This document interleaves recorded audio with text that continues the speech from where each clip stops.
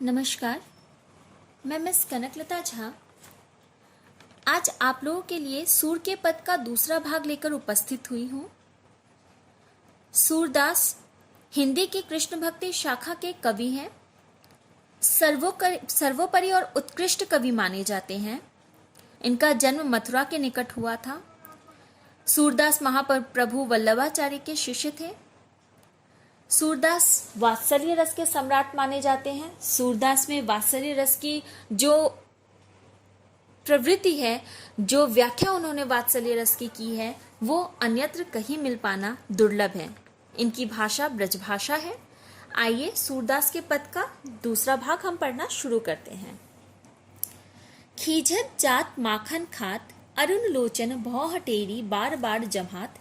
अब दूसरे पद में श्री कृष्ण की नींद आने का वर्णन है कि श्री कृष्ण को नींद आ रही है, वो जमाइयां ले रहे हैं, वो क्रोधित भी हैं, चिढ़ रहे हैं, झुंझलाहट भर रही है उनमें, और फिर भी माखन खाना नहीं छोड़ रहे हैं, माखन खा रहे हैं। उनकी आंखें लाल हो चुकी हैं। कभू रुंझुन चलत घुटरुन धूर धूसर गात।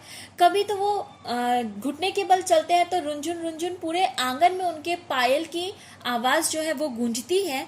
कभी धूर धूसर गात यानी पूरा शरीर जो है उनका धूल से लथपथ हो जाता है। कभू झुक के अलग खेचत नैन जल भरलात। कभी खुद ही अपने बालों को खींच लेते हैं और जब उन्हें दर्द होता है तो अपने आंखों में आंसू भर लाते हैं। ये सारी चीजें वो खुद स्वयं अपने लिए कर रहे हैं। कभू तुतेरे बोल बोलत कभू बोलत तात। कभी तोतली से आवाज में कुछ कह रहे होते हैं और कभी अपने पिताजी अपने तात को बुला रहे होते हैं। सुरहरि की निरखी शोभा निमिख तजत नामात। सूरदास जी कहते हैं कि श्री कृष्ण की ये लीला देखकर एक पल के लिए भी माता यशोदा या इस दुनिया का कोई भी व्यक्ति जो श्री कृष्ण की इस लीला को देख पाता, एक क्षण के लिए भी अपनी आंखें श्री कृष्ण से ओझल नहीं कर पाता, श्री कृष्ण से अलग नहीं कर पाता। जो अंतिम पद है सूरदास का, आइए हम उसकी व्याख्या पढ़ते हैं, समझते हैं।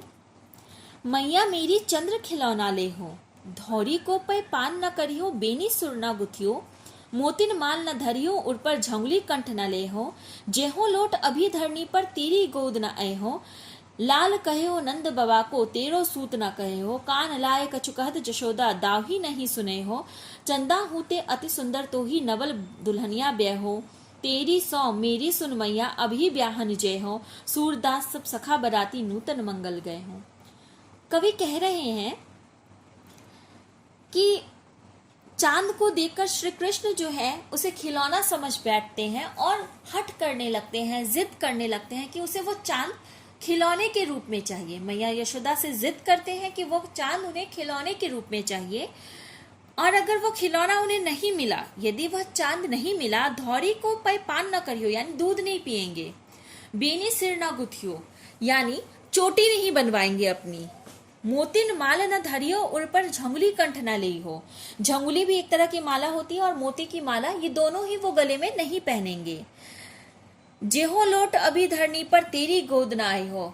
और धमकी देखो, श्री कृष्ण की लीला अपरंपार थी। श्री कृष्ण धमकी देकर माता यशोदा को कहते हैं अभी धरती पर लेटने लगूंगा, तुम्हारी गोद तो आऊंगा भी नहीं, बिल्कुल नहीं आऊंगा।